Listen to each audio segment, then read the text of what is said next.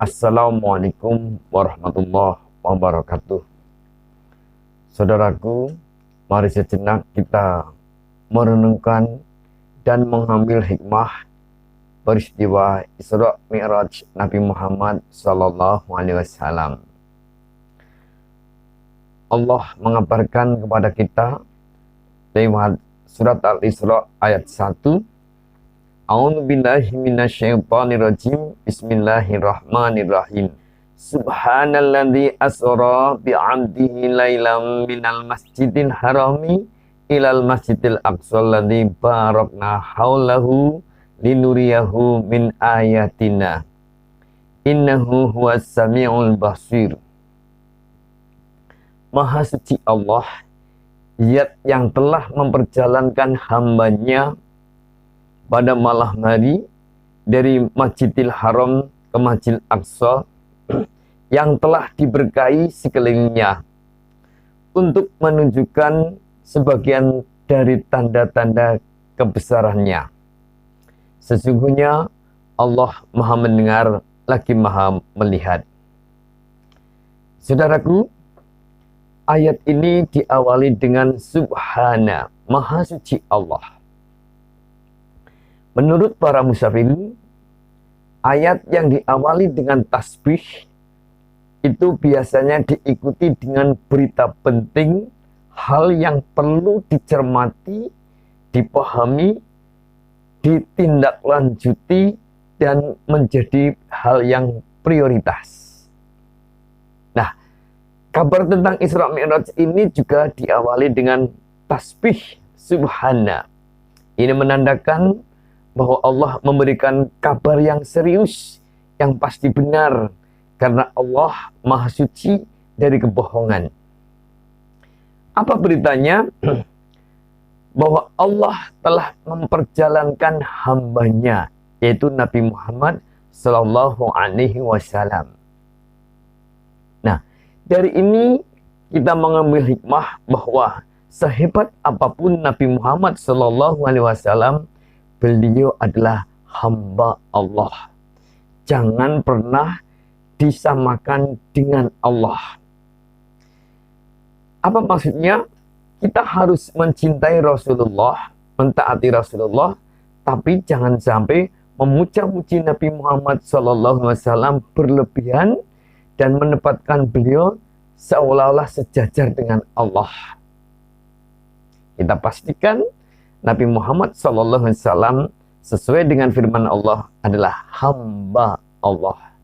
Jangan sampai kita melakukan hal-hal kemusyrikan, membuat tandingan, seolah-olah Nabi Muhammad sejajar dengan Allah Subhanahu wa Ta'ala. Kemudian surat Al-Isra ayat 1 ini mengabarkan yang ketiga, peristiwa itu ada pada malam hari. Nah, kita merenung. Lewat ayat ini Allah mengabarkan bahwa malam hari adalah waktu yang sangat indah untuk membangun kemesraan dengan Allah Subhanahu wa Ta'ala, untuk bercurhat, untuk bermuhasabah. Sampai-sampai Allah berfirman dalam surat Al-Isra ayat 79. Bismillahirrahmanirrahim. Wa minal laili fatahajjat bihina filatalak. Asa ayat asaka rabbuka maqamam mahmuda. Dan pada sebagian malam, lakukanlah salat tahajud sebagai suatu ibadah tambahan bagimu. Mudah-mudahan Tuhanmu mengangkatmu ke tempat yang terpuji. Nah, Allah merindukan kita.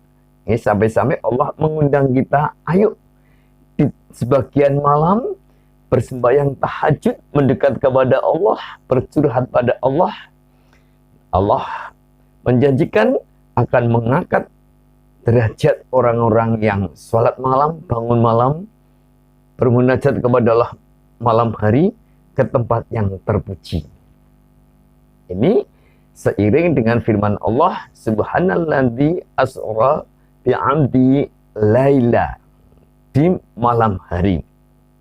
Jadi Lewat surat Al-Isra ayat 1 kita mengambil hikmah bahwa waktu malam hari adalah waktu yang sangat hebat, sangat penting, sangat mustajab untuk kita mendekatkan diri kepada Allah. Maka ada baiknya maksimal jam 10 malam kita sudah tidur, kemudian kita bangun jam setengah 3 atau jam 3 untuk bermunajat kepada Allah. Saudaraku, yang keempat, surat Al-Isra ayat 1 mengabarkan bahwa peristiwa Isra Mi'raj itu, perjalanan Nabi Muhammad SAW yang dikawal malaikat Jibril itu adalah bermula dari Masjidil Haram ilal Masjidil Aqsa. Masjidil Haram di Mekah, Masjidil Aqsa di Palestina sana. Perjalanan Nabi Muhammad dari masjid ke masjid. Nah, ini mendidik kita, kalau kita ingin diperjalankan oleh Allah dengan mesra, dengan indah, dengan aman dan nyaman, kemudian diangkat derajatnya, dimi'rajkan oleh Allah, mari kita menjadi aktivis masjid. Kita memakmurkan masjid. Kita menjadi ahli masjid. Sholat 5 waktu berjamaah di masjid, kemudian mengaji di masjid, banyak zikir, berdoa dan tadarus di masjid, kemudian mendukung kegiatan kemakmuran masjid lainnya, jadikan masjid sebagai pusat peribadahan dan pastikan kita terlibat di dalamnya, baik secara fisik, secara ilmu, maupun secara pendanaannya. Saudaraku, mari kita malu kepada diri sendiri dan malu kepada Allah. Kita berani berkorban uang sebanyak-banyaknya untuk kegiatan ke tempat wisata yang satu, tempat wisata yang lain, ke mall, ke tempat-tempat kuliner. Tapi kenapa tidak menyempatkan waktu banyak ke masjid dan mendanai masjid? Ayo, boleh kita minggu ini ke kuliner minggu depan ke kuliner berikutnya, kemudian uang sebanyak-banyaknya untuk wisata, monggo. Tapi jangan lupa, mari kita banyak mengunjungi masjid, memakmurkan masjid, menjadikan masjid sebagai basis gerakan keadilan sosial bagi seluruh rakyat Indonesia. Masjid sebagai kegiatan ketuhanan yang Maha Esa, kemanusiaan yang adil beradab. Masjid menjadikan tempat sebagai persatuan Indonesia, dan masjid menjadi pusat kerakyatan yang dipimpin oleh hikmah dalam permusyawaratan perwakilan. Ayo saudaraku, setelah mendengar, memahami surat Al-Isra ayat 1, Isra Mi'raj Nabi Muhammad SAW dari masjid ke masjid, mulai saat ini dan selanjutnya kita menjadi aktivis masjid.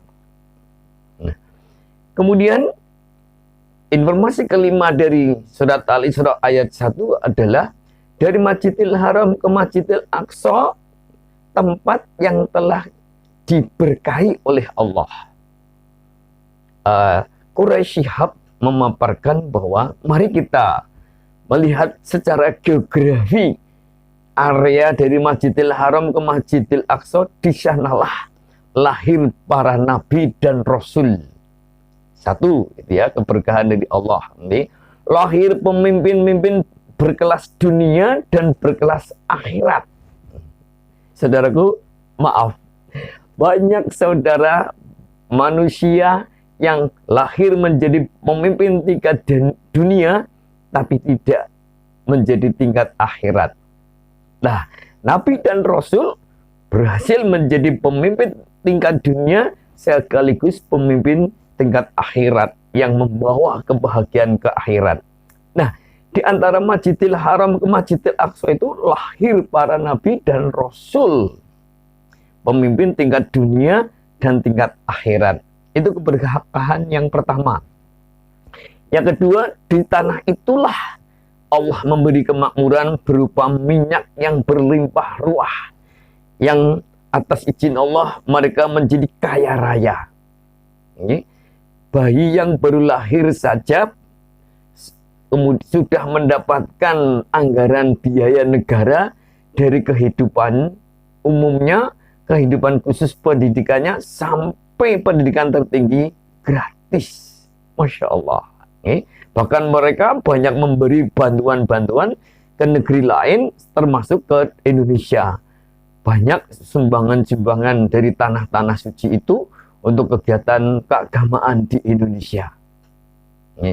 Mari, kalau kita bangsa Indonesia ingin mendapatkan kemakmuran, keberkahan Allah, ya tadi kita mencoba menjadi aktivis masjid, dari masjid ke masjid, dimakmurkan, maka insya Allah akan ada keberkahan. Dan ingat saudaraku, kelak akan terjadi gonjang-ganjing kiamat yang dahsyat begitu rupa. Tapi ada 7 golongan yang dilindungi Allah, diamankan, dinyamankan oleh Allah, terhindar dari gonjang-ganjing dahsyatnya kiamat itu. Satu di antaranya adalah orang yang hatinya terpaut di masjid. Nah, saudaraku, surat Al-Isra berikutnya, informasi yang ke-6 adalah linuriyahu min ayatina. Kehebatan Allah memperjalankan Nabi Muhammad SAW dari Masjidil Haram ke Masjidil Aqsa, terus ke Sidratul Muntaha, hanya sepertiga malam itu adalah baru sebagian kecil tanda kebesaran Allah. Allah lebih hebat dari peristiwa yang tadi. Allah berkuasa berbuat apapun kepada hambanya, termasuk mengisrakan, menggeser manusia dari tempat yang satu ke tempat yang lain, dari derita kepada bahagia, dari penyakit kepada kesehatan, dari kegagalan kepada kesuksesan. Allah mampu. Dan sebaliknya, Allah mampu menggeser orang yang berjaya menjadi hancur seketika. Dan Allah mampu membuat manusia dimi'rajkan, diangkat derajatnya. Itu baru sebagian kecil dari tanda-tanda kekuasaan Allah. Mestinya ketika kita tadabbur surat Al-Isra ayat 1, kita makin sadar, makin paham bahwa Allah maha hebat, Allah maha kuasa, Allah luar biasa, Allah super, yang tanpa tanding, yang tanpa batas. Sehingga kita semakin taat kepada Allah, semakin tawakal kepada Allah, semakin cinta kepada Allah, semakin rindu kepada Allah, semakin memuja-muji Allah, menyempatkan banyak waktu, tenaga, pikiran untuk Allah. Sebab apa? Kita jatuh cinta kepada Allah yang maha kuasa, yang maha hebat, yang Ar-Rahman Ar-Rahim. Saudaraku, yang ketujuh, informasi dari surat Al-Isra ayat 1 adalah innahu huwas sami'ul basir. Allah maha mendengar lagi maha melihat. Apa maksudnya? Manusia setelah membaca, mendengar, memahami surat Al-Isra ayat 1, mestinya kumrikah untuk semakin taat kepada Allah, kagum kepada Allah, mendekat pada Allah di malam hari. Jika kita lakukan semua itu, Allah mendengar, Allah melihat, Allah akan memberikan balasan yang indah. Tetapi sebaliknya, jika ada manusia setelah mendengarkan surat Al-Isra ayat 1 biasa-biasa saja, tidak tergugah hatinya, bahkan semakin menjauh dari Allah Subhanahu wa Ta'ala, maka sadarilah, Allah maha melihat, Allah maha mendengar semua itu, dan semua itu akan dibalas oleh Allah. Saudaraku, hal lain dari hikmah Isra Mi'raj adalah Nabi Muhammad SAW dengan dikawal oleh malaikat Jibril, perjalanan dari Masjidil Haram ke Masjidil Aqsa, kemudian ke Sidratul Muntaha. Dalam perjalanan menuju Allah, Nabi Muhammad ditemui oleh nabi-nabi senior di zaman dahulu. Berdialog kepada Nabi Muhammad SAW. Apa artinya? Islam mengajarkan kepada kita bahwa para senior mestinya menyayangi junior, memberi semangat motivasi kepada junior, terutama junior-junior yang akan membangun karir, yang akan berkembang. Jangan ditakut-takuti, jangan dihalang-halangi, jangan digesek-gesek. Kemudian pada puncaknya peristiwa Isra Mi'raj, Nabi Muhammad SAW mendapatkan wahyu perintah tentang sholat. Saudaraku, seluruh perintah Allah kepada manusia lewat malaikat Jibril diwahyukan kepada Nabi Muhammad SAW adalah di bumi. Nah, satu-satunya wahyu Allah, perintah Allah kepada manusia yang disampaikan langsung oleh Allah, tidak lewat perantara malaikat Jibril, adalah sholat. Dan sholat diperintahkan, diwahyukan tidak di bumi, tapi di Sidratul Muntaha sana. Apa arti semua itu? Kita sadar bahwa sholat adalah ibadah yang sangat penting, super penting, harus dipentingkan. Maka saudaraku, kalau ada manusia melecehkan sholat, mengabaikan sholat, meninggalkan sholat, tidak mau sholat, itu terlalu, itu kebangetan. Atau dengan bahasa halusnya, saudaraku, mengingat bahwa sholat adalah wahyu yang diperintahkan langsung oleh Allah, tidak lewat perantara, dan itu disampaikan di Sidratul Muntaha. Mari sejak sekarang kita mulai belajar sholat yang bagus, supaya pada saatnya kita wudhu sholat kita itu berkualitas tinggi, dimulai dari wudhunya yang baik dan benar. Kemudian kita paham bacaan-bacaan sholat, gerakan-gerakan sholat yang bagus, sholat yang tepat waktu, sholat dengan tumak ninah. Berikutnya kita pahami arti bacaan-bacaan sholat. Dan yang ketujuh, ayo saudaraku, kita aplikasikan nilai-nilai sholat dalam kehidupan sehari-hari. Contoh kecil saja, ketika kita Allahu Akbar bertakbir, Allah Maha Besar, mari kita menyadari bahwa kita sangat kecil, tidak layak untuk sombong, tidak layak untuk membanggakan, menyombongkan diri dengan ilmu kita, kekayaan kita, pangkat jabatan kita. Tidak. Kita tidak boleh. Ya. Kemudian sholat diakhiri dengan Assalamualaikum warahmatullahi wabarakatuh. Assalamualaikum warahmatullahi wabarakatuh. Memberikan ucapan semoga engkau selamat, sejahtera, dan mendapatkan berkah Allah. Ini mendidik kita agar kita punya peduli kasih. Jangan egois. Kita membangun kebersamaan, kita membangun keadilan sosial bagi seluruh rakyat Indonesia. Membangun keadilan sosial bagi seluruh umat manusia. Kita menyayangi semua pihak. Menganggap semua pihak adalah saudara kita. Bukan pesaing, bukan musuh. Dengan memaknai, memahami nilai-nilai sholat, maka kita akan menjadi orang yang lemah lembut, tidak pernah sombong, menjadi orang yang selalu menebar salam, menebarkan kesejahteraan, menebarkan barokah Allah. Saudaraku, kita sadari nilai sholat adalah sangat tinggi. Sholat tempat kita curhat kepada Allah. Sholat adalah berisi doa-doa agar kita hidup diampuni oleh Allah. Rabbi firli warhamni wajburni wahdini warzukni. Ya Allah, ampunilah aku, rahmatilah aku, cukupilah aku, berilah aku hidayah, dan berilah aku rezeki. Insya Allah, sholat akan membuat kita tentram, akan membuat kita kuat, membuat kita disayang Allah, kita akan sukses, dan insya Allah lewat sholat, kita akan husnul khotimah, masuk surga tanpa hisab. Saudaraku, aku mencintaimu karena Allah. Aku sangat berharap diizinkan oleh Allah berkumpul bersamamu di surga Allah. Maka saudaraku, mari kita saling mendukung dalam gerakan dakwah. Dukunglah gerakan dakwah. Klik, komen, share untuk menebarkan agama dan dakwah. Semoga Allah mempertemukan kita di surga. Amin.